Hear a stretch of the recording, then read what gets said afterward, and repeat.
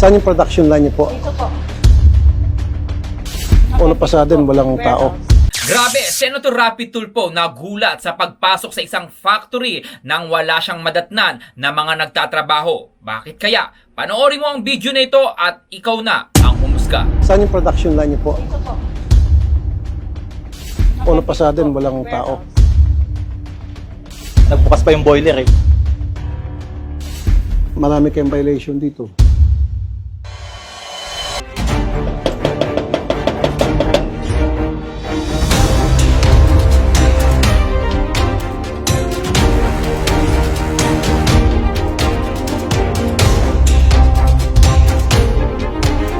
Ako po yung Vice Chair ng Labor and Employment. Nag-iikot po kami dahil may mga tanggap kami mga concerns galing po sa mga manggagawa, sa mga factory na hindi raw po tama yung mga pasweldo, benepisyo, hindi raw tama yung working environment. Kaya may kasama na ko taga Bureau File, masiguro na maayos naman po yung kapaligiran. Saan yung production line niyo po? Dito po.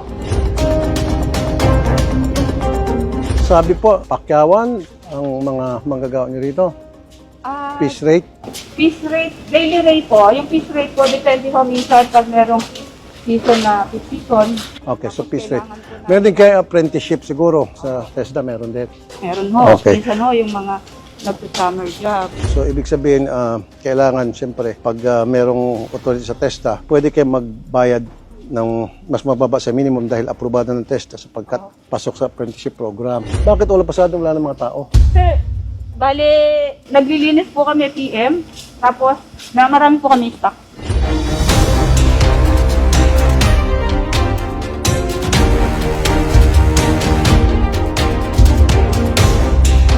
So, saan yung production line nyo ito? Ito po, mula ho dito. So, from raw mats, processing. Bakit po walang tao ngayon? Sir, marami po kami stock. Di ba manufacturing kayo? Saan yung nagmamanufacture sa inyo yung mga tao? Sir, bali ano po kami? Ngayon po, wala po kaming dahil preventive maintenance.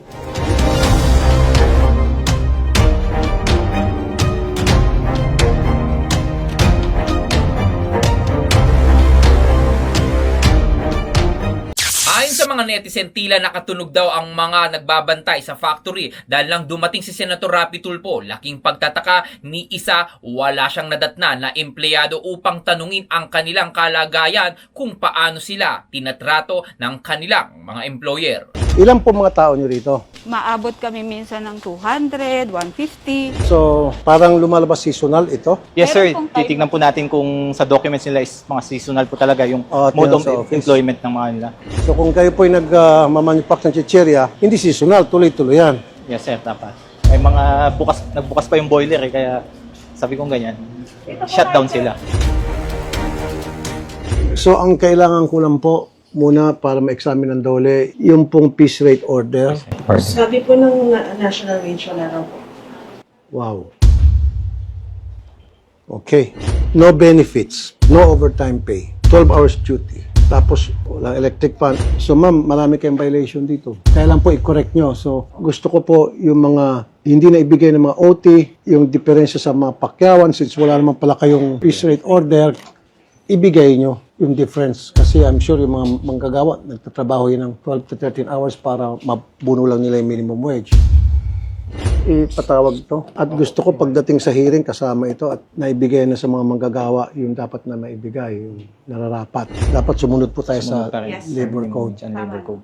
So as you can see, wala na po yung mga empleyado. For whatever reason, they all disappeared. Pero aminado naman po na they're practicing yung piece rate scheme dito para sa mga empleyado na hindi naman pala sila authorized ng National Wage Productivity Commission.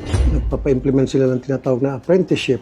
Wala naman pala silang permit galing sa TESDA. Napakarami pong violation. Kaya maiwan po dito yung dole to ensure na sa susunod mag-comply na sila. At yan po ikasama sa i-hear natin sa susunod ng mga pagdinig sa Senado.